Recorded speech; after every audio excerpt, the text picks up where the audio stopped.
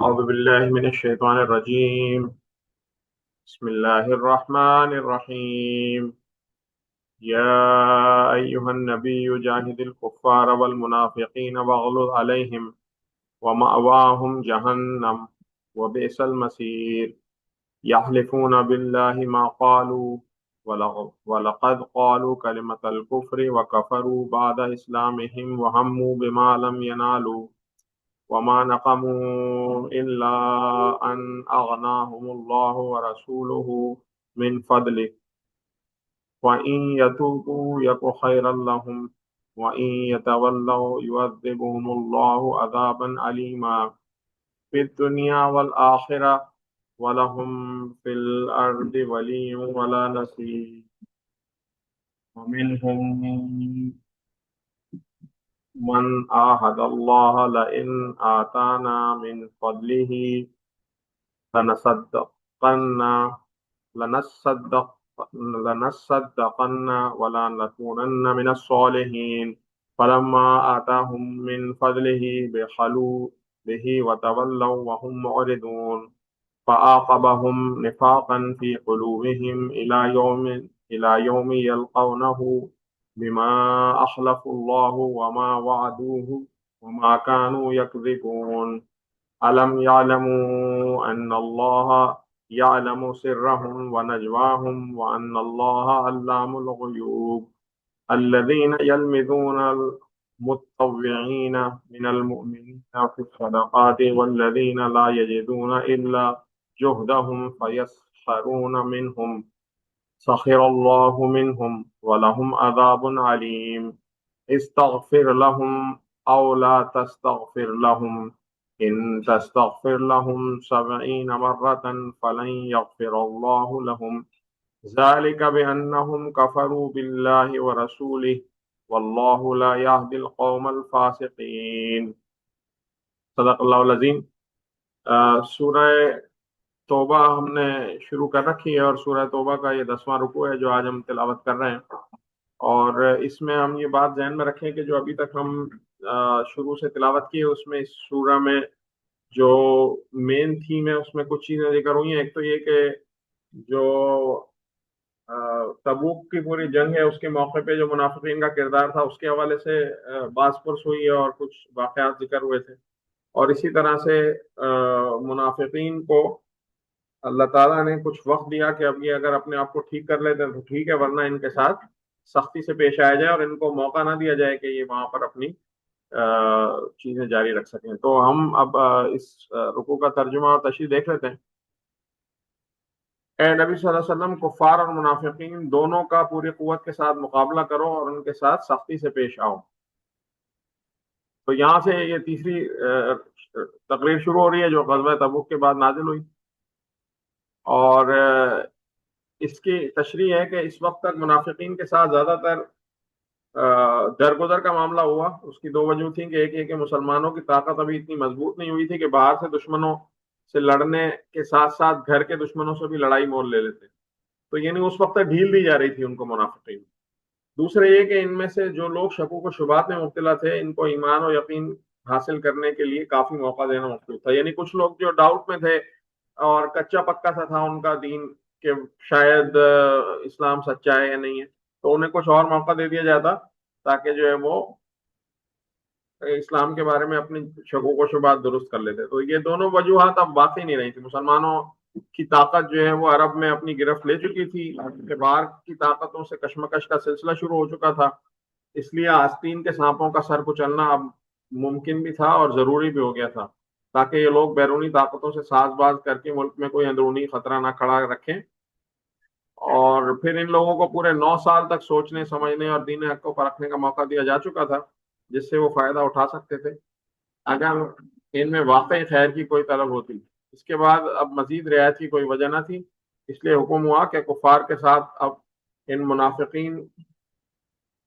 کے خلاف بھی جہاد شروع کیا جائے اور جو نرم رویہ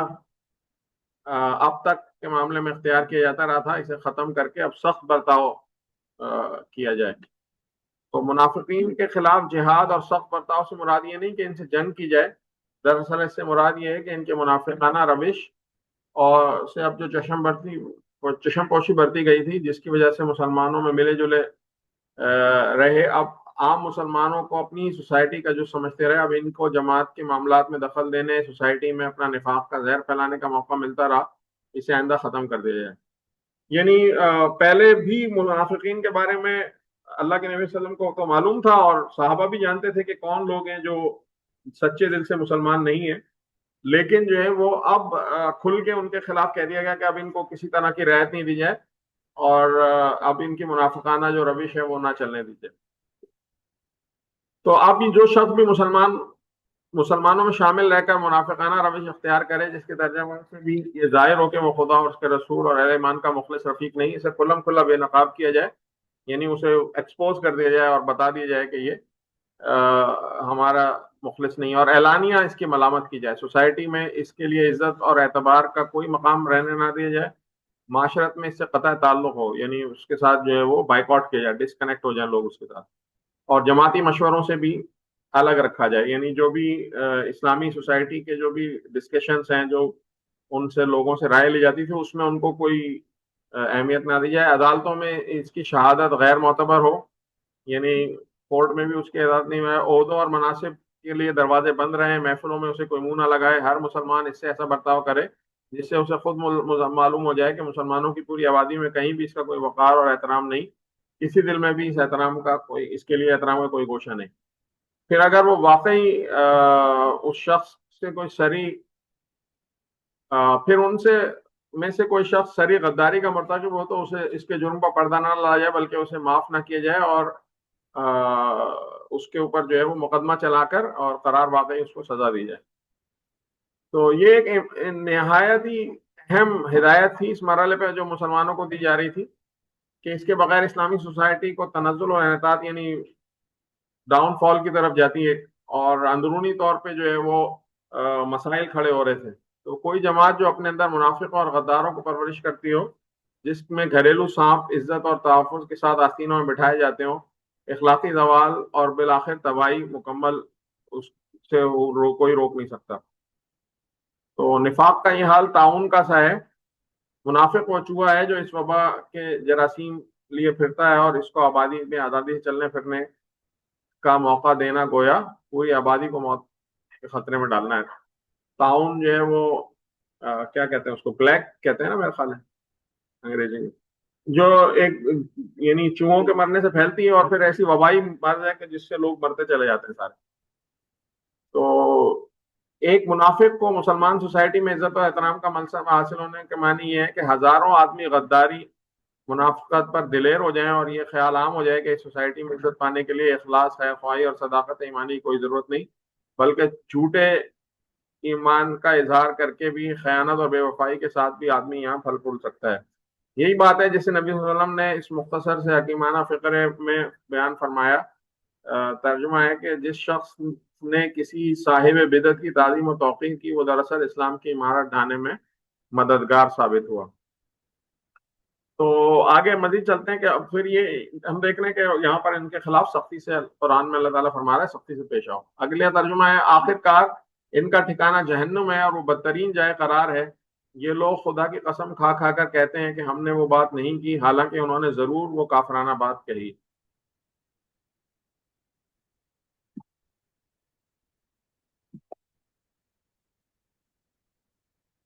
اب وہ بات کیا تھی جس کی طرف اشارہ کیا ہے، اس کے متعلق کوئی یقینی معلومات نہیں پہنچی، یعنی تفاسیر میں اور روایات میں۔ اب روایات میں بہت سی باتیں ہیں جن کو ذکر کیا گیا ہے، جیسے مثلا ایک منافق کے متعلق مروی ہے کہ اس نے اپنے عزیزوں میں سے ایک مسلمان نوجوان سے گفتگو کر کے کہا، اگر واقعی وہ سب کچھ برحق ہے جو یہ شخص یعنی نبی صلی اللہ علیہ وسلم کہتے ہیں، تو ہم سب گدھوں میں سے بدتر بھی ہیں، یعنی مطلب کہنا چاہ رہا ہے کہ ہم سب بدتر ہیں۔ ایک اور روایت ہے کہ تبوک کے سفر میں ایک جگہ نبی صلی اللہ علیہ وسلم کی اونٹنی گم ہو گئی، مسلمان اس کو تلاش کرتے پھر رہے تھے، اس پر منافقوں کے ایک گروہ نے ایک مجلس میں بیٹھا خوب مذاق اڑایا اور آپس میں کہا کہ نعوذ باللہ، یہ حضرت آسمان کی خبریں تو خوب سناتے ہیں، مگر ان کو اپنی اونٹنی کی کچھ خبر نہیں کہ وہ اس وقت کہاں ہے۔ تو اس طرح کے جو ہے وہ مذاق اڑا کے مسلمانوں میں تذیق کے انداز میں منافقین پھیلایا کرتے تھے باتیں۔ تو وہ اسلام لانے کے بعد کفر کے مرتکب ہوئے اور انہوں نے وہ کچھ کرنے کا جسد کیا جسے وہ نہ کر سکے. اچھا، مزید بھی منافقین کیا کرتے تھے کہ آپ صلی اللہ علیہ وسلم کے خلاف جو ہیں وہ سازشیں کر رہے تھے مستقل، اور یعنی بعض اوقات تو قتل تک کی سازش کی تھی. تو ان کا یہ اشارہ ان سازشوں کی طرف ہے جو منافقین نے غزوہ تبوک کے سلسلے میں کی تھی. ان میں پہلی سازش کا واقعہ محدثین نے اس طرح بیان کیا ہے کہ تبوک سے واپسی پر جب مسلمانوں کا لشکر ایک ایسے مقام پر پہنچا جہاں سے پہاڑوں کے درمیان راستہ گزرتا تھا، تو بعض منافقین نے آپس میں طے کیا کہ رات کے وقت کسی گھاٹی میں سے گزرتے ہوئے نبی صلی اللہ علیہ وسلم کو نعوذ باللہ کھڈ میں پھینک دیں گے، یعنی دھکا دے دیں گے، اور پھر تو حضور کو اس بات کی اطلاع ہو گئی. آپ نے تمام اہل لشکر کو حکم دیا کہ وادی کے راستے سے نکل جائیں، اور خود آپ صرف عمار بن یاسر اور حذیفہ بن یمان کو لے کر گھاٹی کے اندر سے ہو کر چلے. اور اثناء راہ میں یک معلوم ہوا کہ 10-12 منافق گھاٹے باندھے ہوئے پیچھے آ رہے ہیں. یہ دیکھ کر حذیفہ رضی اللہ تعالیٰ عنہ ان کی طرف لپکے تاکہ ان کے اونٹوں کو مار مار کر ان کا منہ پھیر دیں، مگر وہ دور سے ہی حضرت حذیفہ کو آتا دیکھ کر پہچان گئے اور بھاگ گئے وہاں سے. دوسری سازش جس کا اس سلسلے میں ذکر کیا گیا ہے کہ یہ ہے کہ منافقین کو رومیوں کے مقابلے میں وسلم اور آپ کی وفاداریوں کی بخیریت بچ جانے کی توقع نہ تھی، اس لیے انہوں نے آپس میں طے کر لیا تھا کہ جو ہی ادھر کوئی سانحہ پیش آئے گا، ادھر عبداللہ بن ابئی کے سر پر تاج پوشی کر دی جائے گی. یعنی آپ صلی اللہ علیہ وسلم اپنے جانثار صحابہ کو لے کے تبوک کے موقع پہ نکلے تھے. کافی سخت سفر تھا اور کافی لمبا تھا. تو پیچھے جو منافقین مدینے میں رہ گئے تھے انہوں نے یہ پلان کیا تھا کہ جیسے ہی یہ جیت تو سکتے نہیں، رومیوں سے لڑنے جا رہے ہیں، روم اس وقت سپر پاور ہوتی تھی اس دور کی. تو انہوں نے کہا کہ یہ لڑیں گے اور نعوذ باللہ یہ سب مارے جائیں گے، تو جیسے ہی کچھ ہوگا بس کہ عبداللہ بن ابئی کو ہم اپنا سردار بنا لیں گے. تو وہ ایک دوسری بات تھی. اب آگے اللہ تعالیٰ مزید فرما رہا ہے کہ یہ ان کا سارا غصہ اسی بات پر ہے تاکہ اللہ اور اس کے رسول نے اپنے فضل سے ان کو غنی کر دیا. یعنی اب آگے اللہ تعالیٰ فرما رہا ہے کہ ان کی ساری سازشیں کیونکہ کامیاب نہیں، اور نبی صلی اللہ علیہ وسلم کو اللہ تعالیٰ نے نوازا. سو نبی صلی اللہ علیہ وسلم کی ہجرت سے پہلے مدینے کے تمام عرب کے قصبات میں، یعنی جو بھی ساتھ کے ٹاؤنز اور ولیج تھے، ایک معمولی قصبہ تھا اوس اور خزرج کے قبیلے، اور مدینے کی بات ہو رہی، سوری، جو یسرب جسے کہتے تھے، وہ ایک چھوٹا سا قصبہ تھا. اوس اور خزرج کے قبیلے مال اور جا کے لحاظ سے کوئی اونچا درجہ نہ رکھتے تھے، مگر جب حضور وہاں تشریف لے گئے اور انصار نے آپ کا ساتھ دیا تو اور اپنے آپ کو خطرات میں ڈالا، تو 8-9 سال کے اندر اندر یہی متوسط درجے کا قصبہ تمام عرب کا دارالسلطنت بن گیا. یعنی مدینے کی ریاست تشکیل پائی تو سینٹر بنا اس کا. تو وہی اوس اور خزرج کے کاشتکار سلطنت کے ایان اور اکابرین، یعنی بڑے بڑے عہدوں پہ جو لوگ ہوتے ہیں وہ بن گئے. ہر طرف سے فتوحات، غنائم کہتے ہیں جو مال کو، یعنی مال غنیمت کا لفظ سنا ہوگا نا آپ نے، جو پتہ میں جو آتا ہے، اور تجارت کی برکات سے مرکزی شہر پر بارش کی طرح برسنے لگی، یعنی مدینے پہ. تو اللہ تعالیٰ اسی پر انہیں شرم دلا رہا ہے کہ تمہارے نبی پر تمہارا یہی غصہ ہے کہ یعنی اسی قصور کی پاداش میں ہے کہ اس پر اللہ تعالیٰ نے نعمتیں اور دولت بخشی، یعنی اس پہ تمہارا دل جلتا ہے. مزید آگے کہ اب اگر یہ اپنی روش سے باز آ جائیں تو انہی کے لیے بہتر ہے. اگر یہ باز نہ آئے تو اللہ انہیں نہایت دردناک سزا دے گا، دنیا میں بھی اور آخرت میں بھی، اور زمین میں کوئی نہیں جو ان کا حمایتی اور مددگار ہوگا. ان میں سے بعض ایسے ہیں جنہوں نے اللہ سے عہد کیا تھا کہ اگر وہ اپنے فضل سے ہم کو نوازے تو ہم خیرات کریں گے اور صالح بن کر رہیں گے، مگر جب اللہ نے ان کو دولت مند کر دیا تو وہ بخل پر اتر آئے اور اپنے عہد سے ایسے پھرے کہ انہیں اس کی پرواہ تک نہیں. اس کی تشریح ہے کہ اوپر کی آیت میں منافقین کی جس کافر نعمتی اور محسن کشی پر ملامت کی گئی ہے، اس کا ایک اور ثبوت خود ہی انہی کی زندگیوں سے پیش کر کے واضح کیا گیا ہے کہ دراصل یہ لوگ عادی مجرم ہیں. ان کے ضابطۂ اخلاق میں شکر، اعتراف نعمت اور پاس عہد جیسی خوبیوں کا نام و نشان تک نہیں. یعنی اللہ تعالیٰ نے ان کو جب نوازا تو وہ نعوذ باللہ مکر گئے اور کوئی اللہ کا شکر ادا نہ کیا. نتیجہ یہ نکلا کہ اس بات عہدی کی وجہ سے جو انہوں نے اللہ کے ساتھ کی تھی، اس جھوٹ کی وجہ سے جو وہ بولتے رہے، اللہ نے ان کے دلوں میں نفاق بٹھا دیا جو اس کے حضور ان کی پیشی کے دن تک ان کا پیچھا نہ چھوڑے گا. کیا یہ لوگ نہیں جانتے نہیں ہیں کہ اللہ کو ان کے مخفی راز، ان کی پوشیدہ سرگوشیاں تک معلوم ہے، اور وہ تمام غیب کی باتوں سے پوری طرح باخبر ہے. وہ خوب جانتا ہے کہ ان کنجوس دولت مندوں کو جو برضا اور رغبت دینے والے اہل ایمان کی مالی قربانیوں پر باتیں چھانٹتے ہیں، اور ان لوگوں کا مذاق اڑاتے ہیں جن کے پاس رائے خدا میں دینے کے لیے اس کے سوا کچھ نہیں کہ وہ اپنے اوپر مشقت برداشت کر کے دیتے ہیں۔ اللہ ان مذاق اڑانے والوں کا مذاق اڑاتا ہے اور ان کے لیے دردناک سزا ہے۔ غزوہ تبوک کے موقع پر جب نبی صلی اللہ علیہ وسلم نے چندے کی اپیل کی تو بڑے بڑے مالدار منافقین جو ہے وہ ہاتھ روک کے بیٹھے رہے، انہوں نے اللہ کی راہ میں نہیں دیا، مگر جب مخلص ایمان بڑھ چڑھ کر چندہ دینے لگے تو ان لوگوں پر باتیں چھانٹنی شروع کر دی، یعنی ان کا مذاق اڑانا شروع کر دیا۔ کوئی ذی استطاعت مسلمان، یعنی جس کے پاس اللہ نے بہت کچھ دیا ہوا، ذی استطاعت یعنی اس کے پاس تھا، اپنی حیثیت کے مطابق ایسے بڑھ کر کوئی رقم پیش کرتا تو یہ اس پر ریاکاری کا الزام لگاتے، اور اگر کوئی غریب مسلمان اپنا اور اپنے بچوں کا پیٹ کار کر کوئی چھوٹی سی رقم حاصل کرتا یا رات بھر محنت مزدوری کی کچھ کھجوریں لا کے حاصل کرتا تو وہی اس کا مذاق اڑاتے اور اس پر آوازیں کستے کہ یہ ٹنڈی کی ٹانگ بھی آ گئی تاکہ اس سے روم فتح کیا جائے۔ وہ مشہور واقعہ آپ نے سنا ہوگا کہ ایک صحابی کے پاس کچھ بھی نہیں تھا، بہت غریب تھے، تو انہوں نے پوری رات جو ہے وہ ایک یہودی کے پاس باغ میں جو ہے وہ مزدوری کی اور اس نے اس کو کھجوریں دی، تو اس نے جو ہے وہ جو آپ رضی اللہ تعالیٰ عنہ جو صحابی تھے انہوں نے آدھی کھجوریں اپنے بچوں کو دی کیونکہ بچے بھوکے تھے، اور آدھی لا کے چھپتے چھپاتے آ کے نبی صلی اللہ علیہ وسلم کے دربار میں پیش کی، تو آپ صلی اللہ علیہ وسلم نے اس کو پورے مال پہ پھیلا دیا۔ اور وہ موقع ایسا تھا کہ جب حضرت ابوبکر اپنے گھر کا سارا سامان لے آئے تھے، حضرت عمر جو ہے وہ گھر کا آدھا سامان لائے تھے، وہ مشہور آپ نے واقعہ سنا ہوگا کہ جب حضرت ابوبکر سے پوچھا گیا کہ گھر والوں کے لیے بھی کچھ چھوڑا ہے تو انہوں نے کہا تھا کہ گھر والوں کے لیے اللہ اور اس کا رسول کافی ہے، تو اس موقع پہ بھی آیات نازل ہوئی تھی۔ تو یہ اس واقعے کو اللہ تعالیٰ کوٹ کر رہا ہے کہ جو لوگ اپنا لا رہے ہیں سب کچھ مشقت کر کے، یعنی اپنے اوپر مشقت برداشت کر کے دیتے ہیں، ان کا مذاق اڑا رہے ہیں، تو اللہ ان کا مذاق اڑاتا ہے اور ان کے لیے دردناک سزا ہے۔ اے نبی صلی اللہ علیہ وسلم، ایسے لوگوں کے لیے معافی کی درخواست کرو یا نہ کرو، اگر تم 70 دفعہ بھی معافی کی درخواست کر دینے کی درخواست کرو گے تو اللہ انہیں معاف نہیں کرے گا، اس لیے کہ انہوں نے اللہ کے ساتھ کفر کیا اور اللہ فاسق لوگوں کو راہ نجات نہیں دیتا۔ میرا خیال ہے یا تو پیچھے گزر چکا ہے ذکر یا آگے کی آیات میں آئے گا کہ جب عبداللہ بن ابی جو منافقین کا سردار تھا اس کا انتقال ہوا تو نبی صلی اللہ علیہ وسلم اتنے رحم دل تھے کہ اس نے آپ صلی اللہ علیہ وسلم کو بہت تکلیفیں پہنچائی اور بڑے یعنی بہت الزامات بھی لگائے تھے، لیکن اس کے باوجود بھی جو ہے ان کے گھر والے ان کے صاحبزادے جو ایک یعنی کہنا چاہیے کہ مخلص مسلمان تھے، آپ صلی اللہ علیہ وسلم کی خدمت میں حاضر ہوئے اور آپ سے درخواست کی کہ جو ہے وہ آپ ان کے لیے دعا کریں، تو آپ صلی اللہ علیہ وسلم نے نہ صرف یہ کہ دعا کے لیے وہ ہو گئے تھے اور آپ نے اپنا کرتا تک پیش کر دیا کہ اس کے کفن کے لیے۔ پھر جب آپ اس کی نماز پڑھانے کھڑے ہوئے تو قرآن کی آیت نازل ہوئی، میرا خیال ہے پچھلے کسی رکوع میں ہم یہ کر چکے ہیں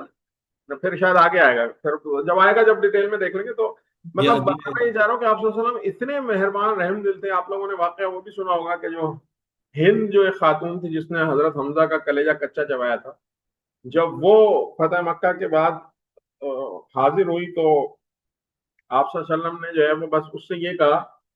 معافی کے لیے وہ آئی تو اس کو معاف کر دیا، اس کو یہ کہا بس میرے سامنے نہ آیا کرو کیونکہ مجھے اپنے چچا یاد آتے ہیں اور مجھے بڑی وہ ہوتی ہے، تو اس قدر رحم دل اور مہربان تھے۔ تو اللہ تعالیٰ نے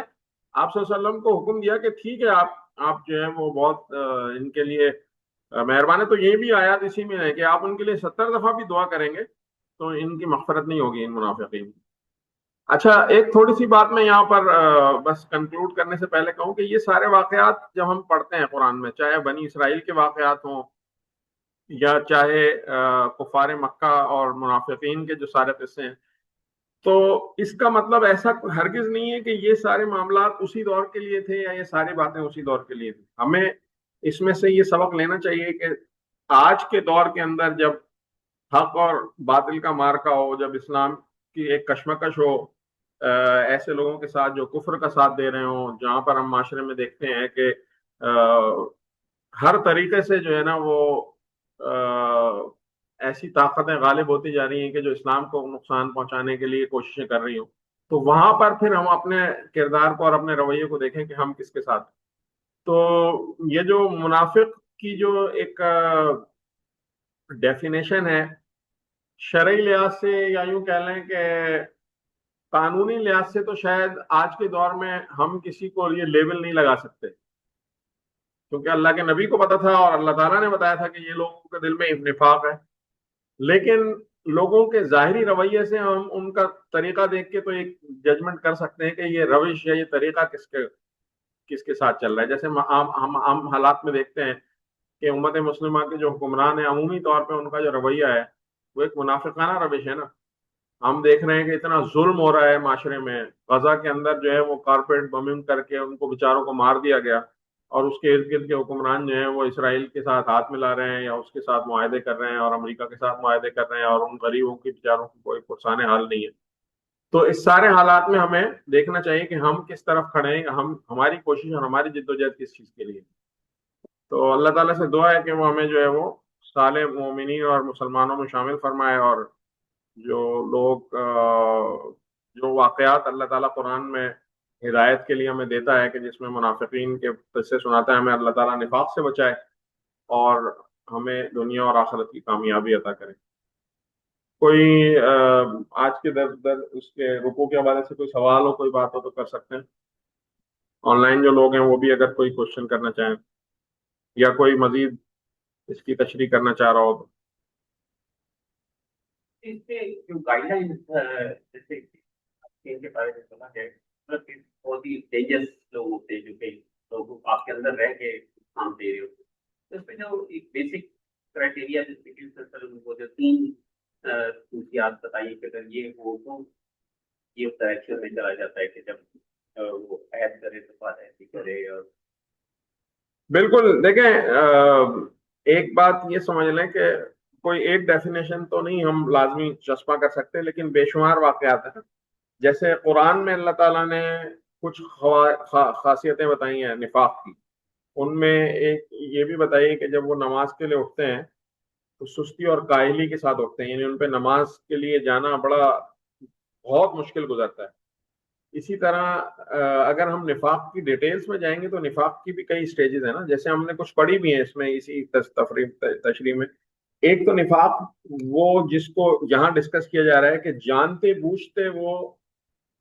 دھوکہ دے رہے تھے اللہ کے نبی صلی اللہ علیہ وسلم کے ساتھ مخلص مسلمانوں کو، یعنی دل کے اندر ان کا ایمان تھا ہی نہیں. اور دوسرا نفاق یہ ہے کہ انسان عمل میں کمزور پڑ جائے، جو کہ ہم آج اپنے اندر بھی بعض اوقات دیکھتے ہیں. تو اس حوالے سے آپ کو وہ والی حدیث بھی یاد ہوں گی کہ جو بڑی مشہور حدیث ہے نا کہ حضرت حنزلہ جو ہیں وہ پکارتے ہوئے جا رہے ہیں کہ حنزلہ تو منافق ہو گیا، حنزلہ تو منافق ہو گیا. تو حضرت ابو بکر ہی تھے غالباً، وہ ملے انہیں کہ انہوں نے روکا کہ حنزلہ کیا ہوا. کہتے ہیں کہ جب میں اللہ کے نبی صلی اللہ علیہ وسلم کی مجلس میں بیٹھتا ہوں تو میری ایمان کی کیفیت بالکل مختلف ہوتی ہے، اور جب میں اپنے گھر والوں میں جاتا ہوں، اپنے کام میں لگتا ہوں تو میرا ایمان مختلف ہوتا ہے، تو میں تو منافق ہو گیا. تو حضرت ابو بکر نے کہا کہ یہ تو میری بھی کیفیت ہے، اور وہ دونوں پھر آپ صلی اللہ علیہ وسلم کے پاس حاضر ہوئے. تو آپ صلی اللہ علیہ وسلم نے فرمایا کہ یہ نفاق نہیں ہے، بلکہ یہ تو ایمان،